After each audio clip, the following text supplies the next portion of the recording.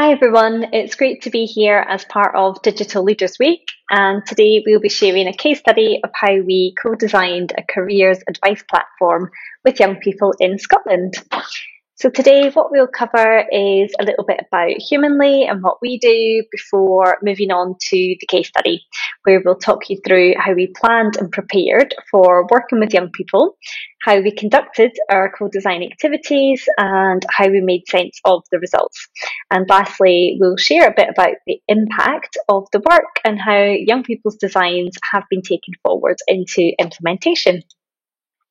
So if you're not familiar with Humanly, we are an award-winning design studio based in London. We focus on human-centred design for social impact, and we do work all over the world.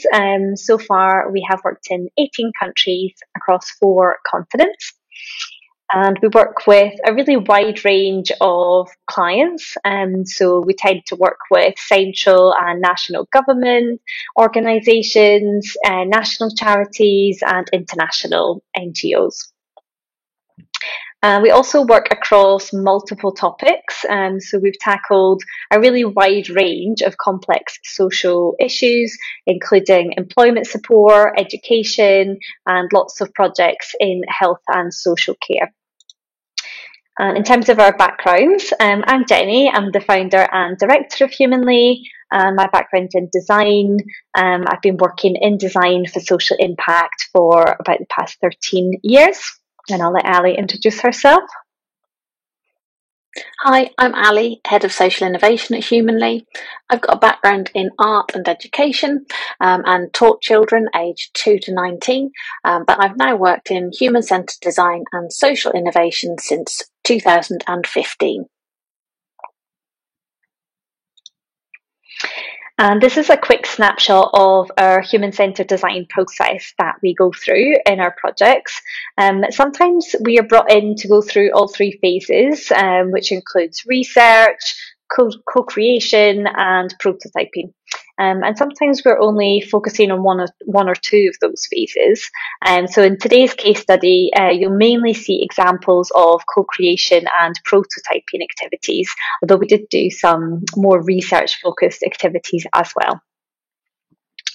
So in terms of the case study we're going to share today, we were brought in by Skills Development Scotland to lead the co-design of some potential new features for their platform My World of Work, which is Scotland's career information and advice website.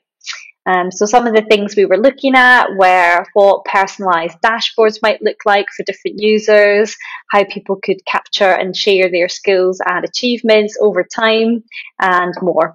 So we're going to talk you through how we prepared for this co-design work, what we actually did, and how we analysed the results. So the first step in any work with children and young people is always thinking about the ethical considerations.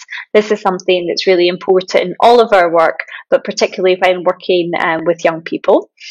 So in this project, we considered informed consent for taking part in our research, co-creation and prototyping activities. In this case, we ran all our work with children and young people in schools, and the schools liaised with parents to gather consent for the children to participate. However, we always check with young people themselves as well, that they understand why we're there and that they understand it's completely their choice to take part and they can stop at any time. Accessibility is also a key consideration in all of our work, and particularly in this project, Skills Development Scotland and ourselves were really keen to make sure we involved a really diverse range of children and young people. So for example, this included running sessions in special schools. We worked with lots of young people with learning disabilities and learning difficulties, and we also visited a Gypsy and Traveller education group. So to make sure all of our activities were accessible and enjoyable for all the young people we worked with, we always asked the staff before we went if there were any particular needs, whether it's physical, sensory, communication needs, and anything the children might particularly enjoy or not enjoy, so that we could tailor all our sessions to the children we'd be with, and hopefully get the most out of those sessions. And then lastly, when working with young people, it's always important to have safeguarding protocols in place. We have our own policies and procedures. However, in this project, we also liaised with schools so that we could follow their safeguarding policies in case there was any need to do so. And again, just thinking back to consent and informed consent, we also always make sure to be really honest and transparent with children about when confidentiality could be broken.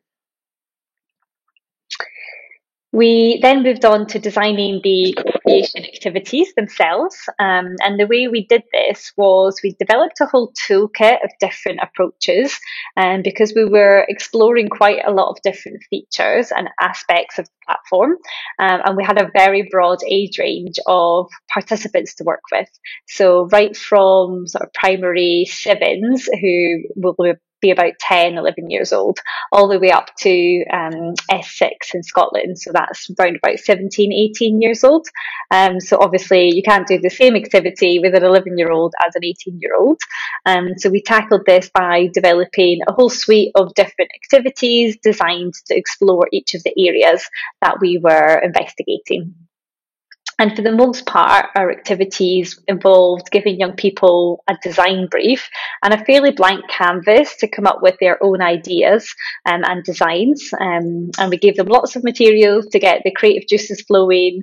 We had pens, stickers, post-its, different shapes and things they could stick on, as well as we had these UX wireframe elements like buttons and wireframe elements of, videos, photos, things like that. So they didn't have to start from scratch if they weren't comfortable doing so. And something else we took into our sessions where we had templates of different devices. So we had phones, we had tablets, desktop, browser templates, and we asked children, pick the one that you think you'd be most likely to access this feature on. And that was a really easy way of learning about what young people saw themselves using the platform on for different things. So in terms of actually conducting our activities, in total, we involved over 200 people across 24 co-design sessions in different parts of Scotland, and the vast majority were young people. So we had over 160 young people engaged from 16 schools, including primary schools, secondary schools. We went to special schools, and as I mentioned, we visited the Gypsy and Traveller Education Group as well. So it's a really good range of young people that we got to meet.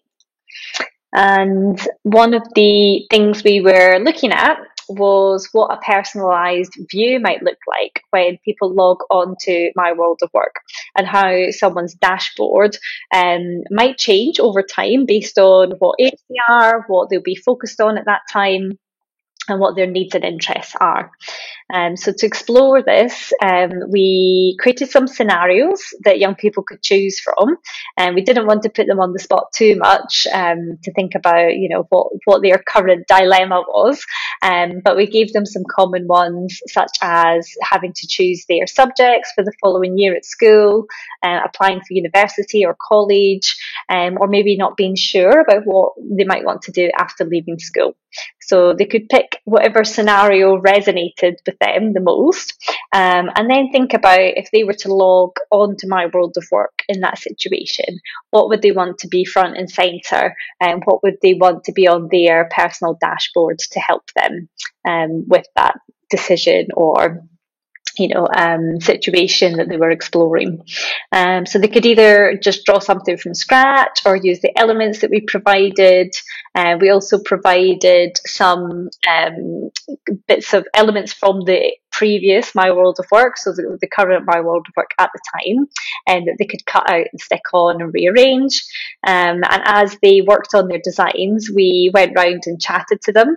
So just asking them to tell us about their ideas, what they were building, and we had a whole stack of prompt questions so we could delve deeper into their choices and needs without bombarding them at the beginning with too many things to think about. And we always capture our conversations in these types of sessions on post-it notes, which is really good with young people because they can see exactly what you're writing down rather than you scribbling in a notebook that they can't see. But it also is really practical because we just stuck those all around people's designs and then took photos at the end. So we had all the information about each design in one place, which made our lives much easier later on. Another feature we were looking at was how young people could capture their achievements over time and sort of build a bank of achievements. And we began these sessions by asking young people to think of something they were proud of, either something they'd done at school or outside of school, to get them in the mindset of achievements. Because we found initially that it wasn't that easy for them to identify achievements. So we got them warmed up, and then we asked them to design an app or a website where they could record their achievements. We said it doesn't even need to be My World of Work, just think completely out of the box. So it was a complete blank canvas activity in this case. And we gave them templates, creative materials, and just let them go for it, which had amazing results. And again, we chatted to them and just explored their thoughts in more detail as they worked on their designs, especially things like asking them, what would make this fun and engaging for you to use? What would you want it to be called, this feature or this app? How would you want to look back on your achievements and so on, which really helped us to develop those designs later on. We also, with older pupils, we looked at how they'd want to sort of package up their skills and achievements in a profile that they could share with potential employers. Again, we gave them templates, we gave them the choice of sketching out some ideas or using elements to build up their design. And this was really useful as a starting point for just understanding how they felt they could best present themselves, which again was linked to how they might capture their skills and achievements. So did they feel that photos and videos of them doing things that they think they're good at, are those the types of things they want to showcase? Or is it more about describing their top skills? Would they want different profiles for different situations? So yeah, we explored a lot through this activity as well. And lastly, we looked at how young people can be supported to identify and articulate their skills, which was by far the most challenging topic. In general, we found that young people found the topic of skills a lot more boring compared to achievements and profiles and dashboards. So they required a lot more encouragement, let's say, to keep going and to add details. And this meant that we had to be a lot more adaptable and flexible. And we actually iterated on our approach multiple times. And tried lots of different ways of teasing out those conversations. And I think this example shows that it's not always plain sailing. Not every activity you design is a massive success. And particularly with young people, you never really know what's going to land. And also if you're going to get the answers you're looking for, because sometimes an activity might be really fun and really popular, but you don't actually answer the questions that you went in with. So in the case of skills, our first attempt was to ask pupils to come up with ideas for personas. And these personas represented different young people who were finding it hard to identify and describe their skills. So each persona, we had a little profile for them describing a recent achievement. We briefed the young people to design a way to help this persona reflect on the skills they might have developed through this experience. However, we found that the pupils struggled quite a lot with this design brief, and the concept of skills generally was something that they were a lot less familiar with. And although they liked the personas, we didn't necessarily find that they added anything in terms of getting them to come up with creative ideas. So we went back to the drawing board. Here you can see our original session plan, and then us late at night in our Airbnb in Scotland, completely redesigning it and coming up with a whole new set of activities to try out with young people the following day. So our next attempt involved 2 different methods. We firstly asked young people to work in pairs and interview each other about achievements that they were proud of. We had a set of interview questions for them, which included reflecting on what skills they had developed as part of working towards these achievements. And the second activity we tried out was to ask young people to self-reflect on something they were proud of and actually storyboard out all the steps that they went through to get there, and all the different skills they might have used along the way to actually arrive at that final big achievement. So these activities, we would say, were more successful. Different ones worked for different young people. Some worked better exploring skills through conversation. Some worked better through sort of quiet self-reflection. But still, we found that young people were struggling with the concept of identifying skills, and particularly broader skills beyond technical skills. And we hypothesised that young people might be able to identify a broader range of skills if we provided the building blocks to do this. And thinking back to our earlier sessions where we had, lots of elements that people could pull from and sort of stick and put together, and how that worked better than a blank canvas sometimes. We decided to create a set of stickers based on the MetaSkills framework, which is used in Scotland. So we printed these stickers and introduced the skills framework to young people at the beginning of these sessions. And then we put all the stickers on the table, asked them to pick out some that they felt were things they were really good at, and to also think about examples of how they demonstrated those skills, and to basically write down stories of how they'd used those skills. We also did a variation of this activity where we got them to identify a role that they wanted to do in the future, or a goal they wanted to achieve in the future, and then list all the skills they think they might need for this, assess where they are now, and then come up with ideas for how they could build these skills. This helped us to get a much better handle on how pupils could work with the skills framework, and you'll see later how that transpired into some of the designs that were implemented in the website.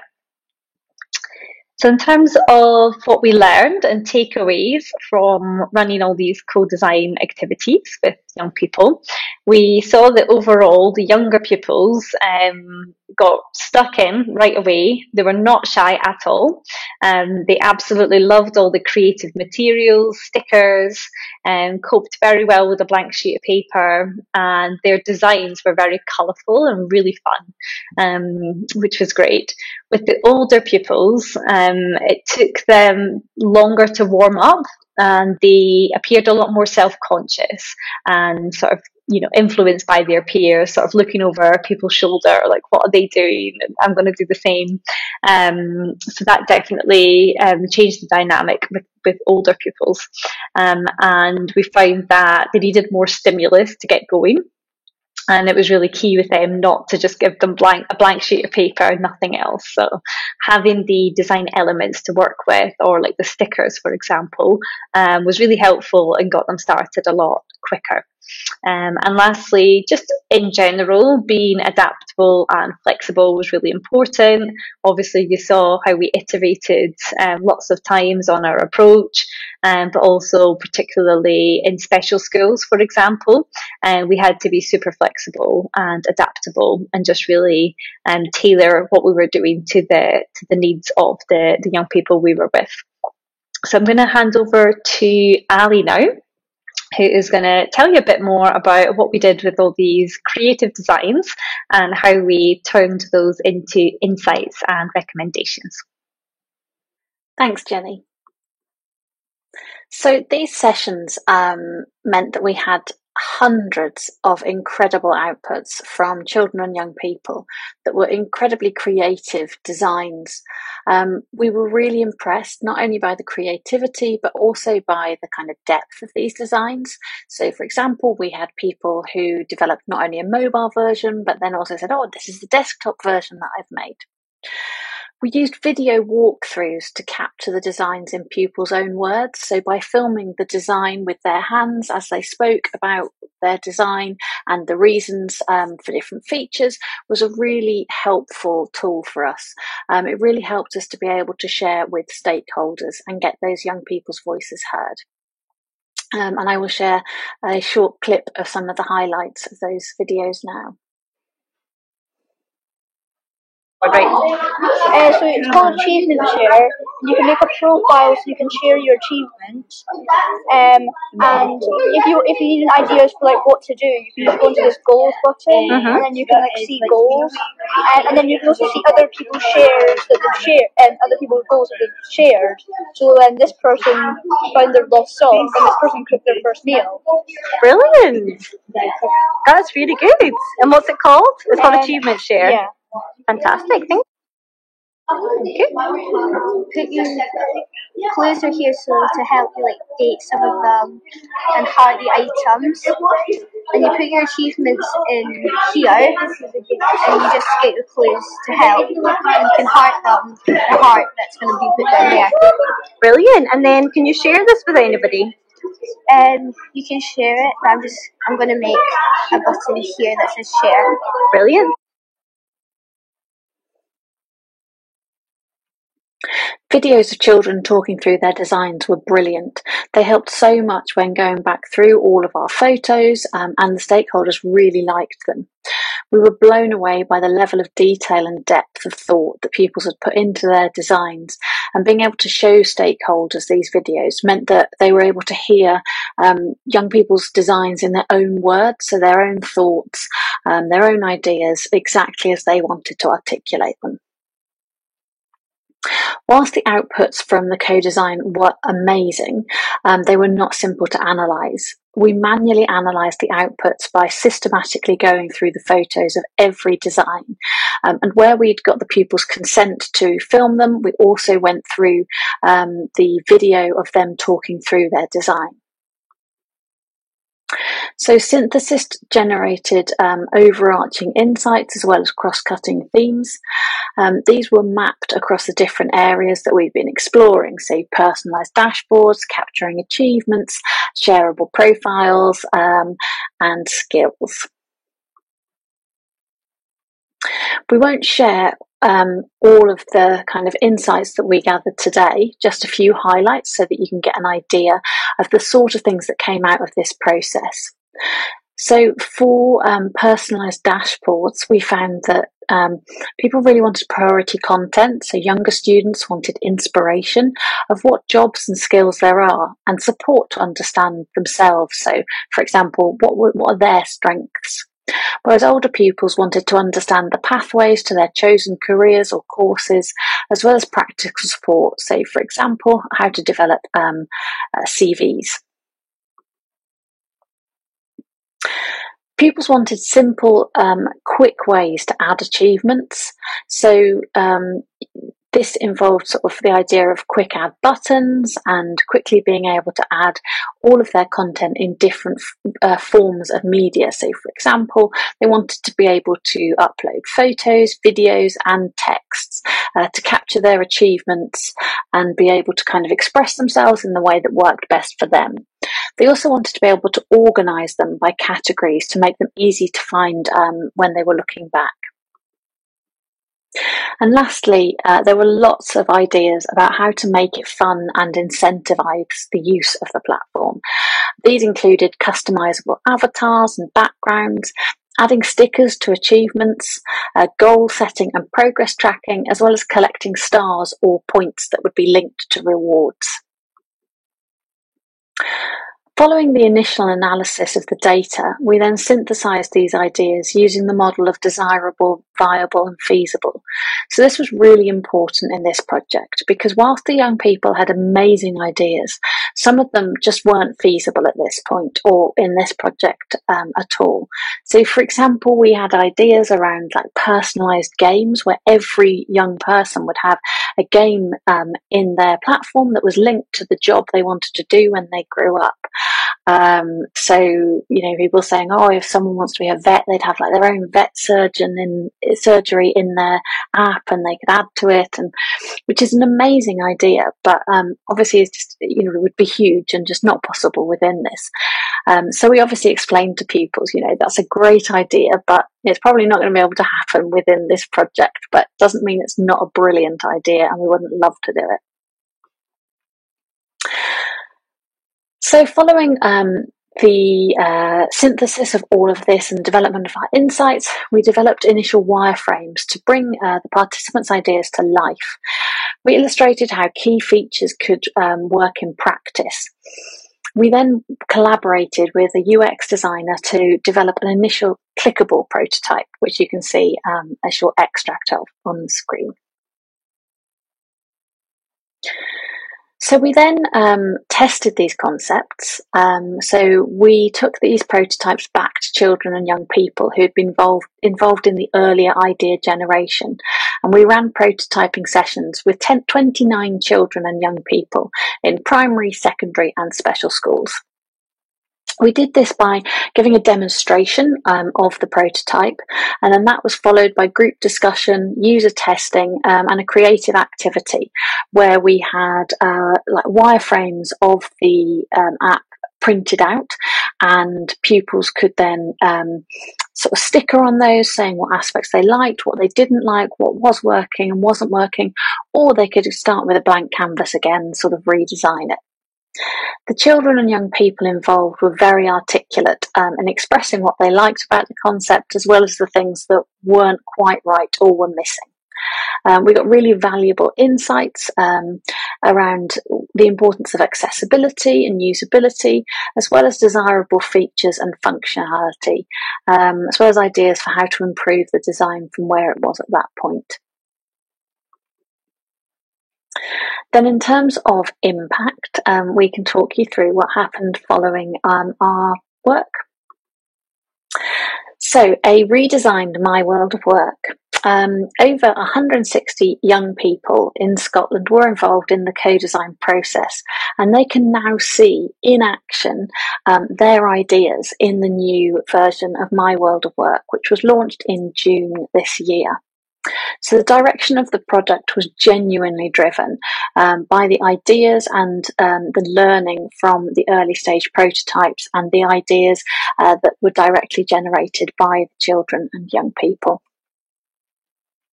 So I'm going to share a few examples of how children's ideas and designs were directly kind of translated into the website as it now exists. So you can see here, one of the ideas was around how people wanted to be able to see what a day in the life of different jobs would look like. So a little bit of a description about the job by people who are doing it, saying what it's like, and then also a video of them describing it. And as you can see, that's exactly what there is now. Here's a UX designer talking through what their daily life is like and what their job involves. The idea that I mentioned before about having a really simple way to add lots of different types of media, but kind of with a one-click start, has again translated into how achievements are added on the website. There's a big sort of achievements section, and you just click the button saying start adding your achievements, and you're straight into how you add your achievement using different media types. So as you can see here, the lovely ideas that people came up with about having sort of boards and adding stickers, they're not all there yet. So there aren't stickers that you can add. However, the way that it was structured and the way that it was laid out by children and young people, by saying, actually, we want to be able to take a photo and add a description of our achievements, is exactly how it currently works. Here's a lovely example of my achievement, which was me and Jenny walking up Arthur's Seat in Edinburgh. And you simply upload a photograph, you add a title, and you can add a description as well. They've also provided examples of what things might be achievements, which was really important for children and young people, because it wasn't always clear to them that some of the things that they were doing in their lives were achievements. So things that weren't necessarily school related, like volunteering, helping a neighbour, learning to cook, were all important and could all be captured here. It was really important to children and young people that they were able to organise their achievements. They wanted to be able to look back at them, wanted to be able to find them by groups, and that meant putting them into some sort of folders or tagging them. As you can see, there were a few different ideas from young people about how this could be done, and you can see on the right here how that's translated into My World of Work as it is now. Where as you upload an achievement, you tick whether it is educational work, a hobby, volunteering, or a club. So there's a really good range of options that young people can add.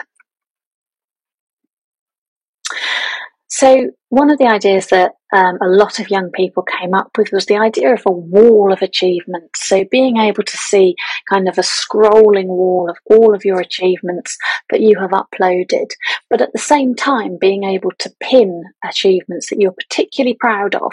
So you'd either see them first, or you could go to kind of a highlights page where those your extra special achievements would be and would be kept. On the right, you can see that this is exactly what has been developed.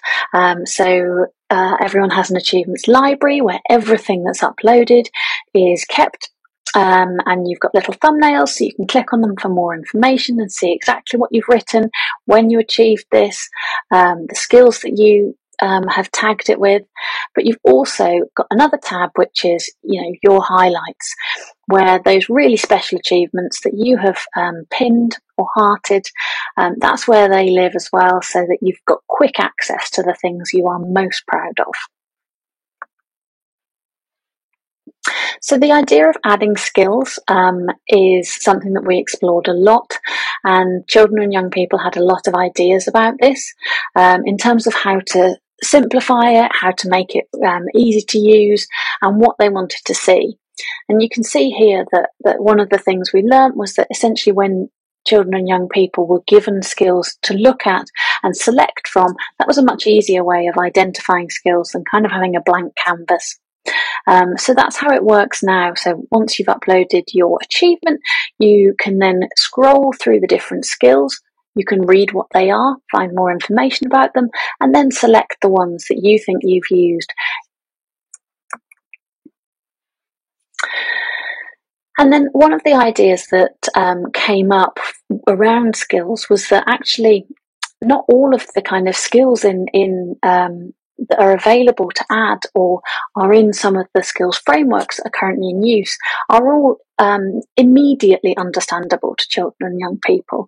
Some young people might not know what they all are or know how they can develop particular skills. So the idea came up for examples of how you can show these skills and more information about what these skills are. And as you can see, there are now sections for all of the skills about what are communication skills, for example, how you demonstrate them, how you might gain them, and top tips for how to develop your communication skills if that is something that you want to focus on and learn. And then this was another idea around the skills, was that as a way of kind of expanding your knowledge of skills and your understanding of the different skills, it would be helpful when you click on one skill to get suggestions of other skills that you might also have used that relate to that one. And that does now exist. So when you add one skill, it comes up down the side with other skills that you might like to look at. So it's not sort of automatically adding anything, but it's saying, you know, you've added communications, you might want to have a look at collaborating, feeling, leading, and then you can view those, read more about them, learn about them, and add them if they're appropriate. So as you can see, there was a huge amount of work from a lot of children in this, in the development of the new My World of Work. And we were able to capture a lot of this in video format with their consent. And where we got consent to share it publicly, those videos are now on our YouTube channel. So if you want to delve in and watch some of their incredible ideas in detail, you can by going to our YouTube channel, which is at Humanly, on YouTube, and we've got a QR code on the screen that you can use to take you there. If you just click on playlists, you will find 2 playlists with all of these different videos in. Enjoy them and let us know if you do watch them, and if you've got any thoughts about them, we'd love to hear. If you'd like to learn more about this project and also other work that we've done with children and young people, you can read a blog about this on Medium. You can also read a case study on our website about this project. The links are on this slide. The Medium link, if you go to the Design Humanly Medium profile, you'll be able to find it there. There's also a case study on our website about a project that we did with children and young people from the Jewish community around mental health. And there's also our work, which was again in Scotland, which was research into the provision for children with complex support needs in Scotland. There is a case study on our website and a report that was published by the Scottish Government, which is available through the link below as well. Thank you very much for your time. We hope you enjoyed hearing about our work, and please do let us know if you've got any questions. We are always happy to talk about our work and share our experience and ideas.